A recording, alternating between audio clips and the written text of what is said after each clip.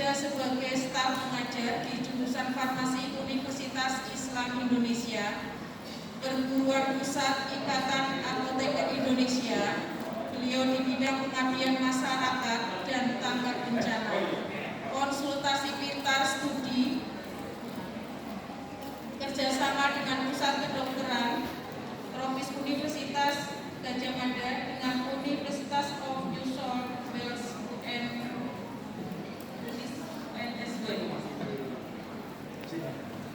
Mitra dan Narsum Kementerian RI untuk umat cermat.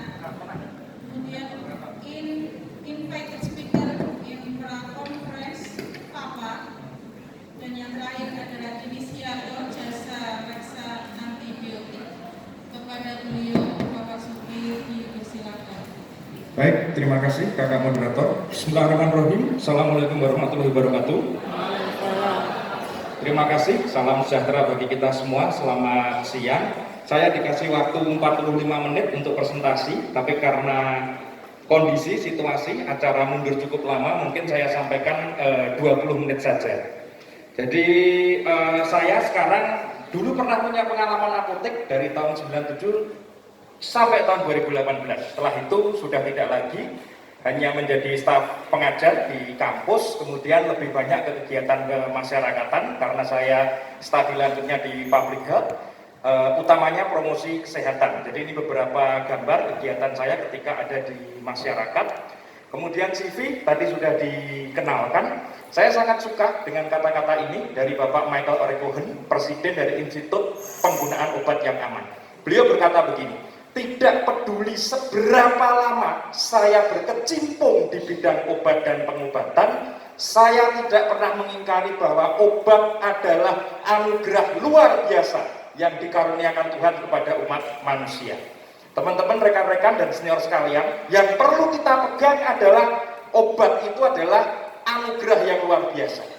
Tentu saja anugerah yang luar biasa tidak bisa sembarangan diurus oleh orang yang biasa-biasa saja. Sehingga harus ditangani oleh orang yang luar biasa juga. Orang yang luar biasa yang adalah para apoteker sekalian atau tenaga teknis kefarmasian. Oh, dikasih tepuk tangan ya, tepuk tangan. Terima kasih rekan-rekan sekalian. Kemudian sedikit mengingat ya, ketika banyak dikampanyekan praktik yang bertanggung jawab, itu tanggung jawabnya ke siapa? Kadang kan orang ngomong praktek bertanggung jawab, tanggung jawab akan mengabdikan hidup saya guna kepentingan kemanusiaan, terutama dalam bidang kesehatan. Saya akan merahasiakan segala sesuatu yang saya ketahui berhubungan dengan pengetahuan dan pekerjaan saya sebagai seorang apoteker. Sekalipun diancam, saya tidak akan menggunakan pengetahuan kefarmasian untuk sesuatu yang bertentangan dengan hukum kemanusiaan. Itu kan awal. Ketika kita bersumpah menjadi seorang apoteker. Sehingga dalam rangka praktik bertanggung jawab ini, ya harusnya apoteker itu praktek. Ya, artinya apoteker tidak bisa mengabdi kepada Tuhan dengan tidak praktek atau melayani pasiennya. Hati para pasien akan sia-sia semua ilmu kemampuan kita kalau tidak kita layankan. Sekali lagi, berpraktek adalah cara apoteker mengabdi, berterima kasih dan bersyukur kepada Tuhan dengan terus berusaha mempelajari dan mengenalkan ilmu-ilmunya. Hukum Allah, dua, memuliakan Rasulullah lewat praktek kita. Itu saja yang kita lakukan. Jadi praktek harus bersungguh-sungguh. Anggap saja besok kiamat. Kalau sampai besok tidak kiamat, ya kita praktek lagi.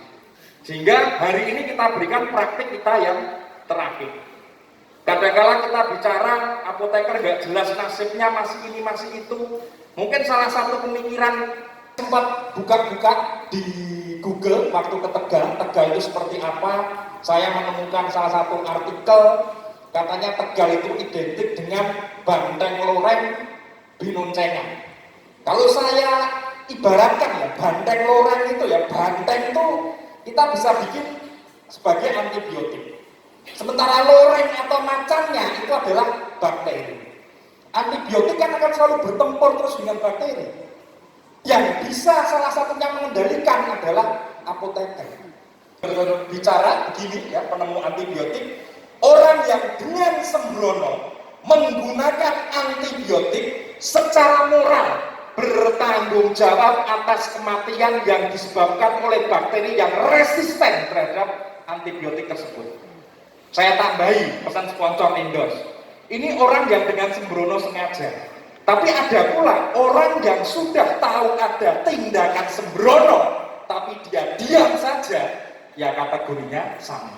Antimikroba, di dalamnya juga antibiotik, ya kita mengenal antimikroba, antibiotik, antiviral, antifungsi, antiparasit.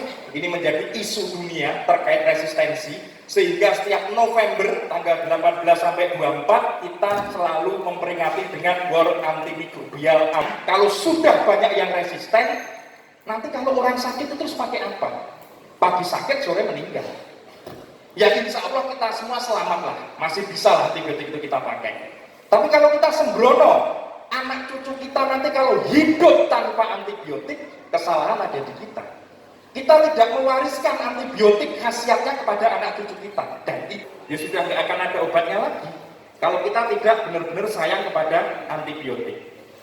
Dan semenjak era 90-an, 2010-an lah, penemuan antibiotik sudah ditinggalkan. Susah sekali menemukan antibiotik. Bisa kita bayangkan, antibiotik yang lama mulai resisten, antibiotik baru tidak kunjung ditemukan. Sehingga kita terancam kehilangan antibiotik, antimikroba, sehingga menjadi isu concern dari WHO untuk merawat antibiotik ini. Ini kuliah bagaimana saat itu terjadi, kita lewati saja. Indonesia juara kalau hal seperti ini, ya TB, ya resistensi, sangat memprihatinkan, itu peran kita semua. Penyebab resistensi antibiotik ini juga kuliah, salah satu yang perlu menjadi sorotan atau edukasi adalah masyarakat yang masih menganggap antibiotik sebagai obat segala macam penyakit. Flu pilek antibiotik, radang tenggorokan antibiotik, gatal antibiotik, sakit kepala antibiotik, demam antibiotik. Padahal tidak selalu, banyak disebabkan oleh virus. Tapi banyak orang yang diam saja, tidak pernah mengkoreksi perbuatan atau hal tersebut. Kemudian masyarakat mungkin masih abai ketika mendapat. Apa yang harus kita lakukan? Ya, waktu kita tidak banyak, kita tidak bisa menunggu lagi. Tuhan tidak akan memberikan berkahnya sebelum umat bergerak untuk membuat perubahan ke arah yang lebih baik dalam mengelola berkah yang telah diturunkan sebelumnya. Sehingga susah, tidak bisa kalau kita hanya intervensi sendiri. Ya, dalam social ecological framework ini kalau kita lihat, mulai dari individu, antar individu, organisasi, community, sampai public policy harus ada semua. Itu nanti bisa dicek, materi saya berikan ke panitia, hal-hal terkait penggunaan antibiotik yang benar. Kemudian seorang health profesional, tenaga medis seperti Dr. Rido, tenaga kesehatan seperti kita semua, apa yang harus dilakukan sudah ada semua di sini. Kemudian para pembuat kebijakan, ini negara, pemerintah, sebenarnya sudah ada PMK 26 tahun 2021 tentang pedoman penggunaan antibiotik. Ini sudah dibuat, kalau teman-teman tahu ada yang namanya AWARE atau Access, What dan Receive. Access itu adalah antibiotik yang ada di pusat pelayanan primer ya, di apotek, puskesmas. Sistemnya sebenarnya sudah ada, aturannya sudah ada. Cuma di tempat kita seringkali pelaksanaannya itu yang agak susah. Ini sudah ada keterangannya. Oke, saya sedikit promosi rekan-rekan sekalian, nanti kalau Tegal mau bikin agenda 18 sampai 24 November 2022 adalah World Antimicrobial Awareness Week 2002. Ini selalu dibikin sedunia biasanya, dan ini kalau ngeceknya di webnya WHO, cuma saya cek hingga pagi hari tadi pedomannya belum muncul untuk pelaksanaan kegiatan. Nah, biasanya ada material kampanye gaya Tufan, menyenangkan. Ya, ini beberapa event yang yang WHO sampaikan ya, yang bisa menyenangkan berkenaan dengan WAW. Ini saya dulu 97 sampai 2012 itu ikut apotek orang, kemudian 2012 sampai 2018 bikin apotek sendiri. Burung super tetra bisa beli di situ. Itu kejadiannya begitu. Tapi ya sudah, karena saya sudah berniat, maka saya mencoba apotek ini saya jadikan benteng pertahanan. Yang pertama saya kasih kayak bengkel Suzuki itu, jadi semua sertifikat bla bla bla saya tempel apoteker untuk membangun image-nya masyarakat. Itu yang pertama.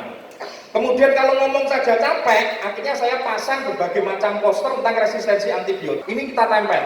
Stephen Johnson syndrome. Itu kenapa mas gitu? Oh itu adalah karena antibiotik kita terangkat. Ya, orang kita kadang-kadang udah ditakut-takutin tuh tidak mau. Sampai saya pasang foto presiden ini sebenarnya. Ya kita duduk berdua sama presiden. Waktu presiden ngapain? Ngomongin agar warga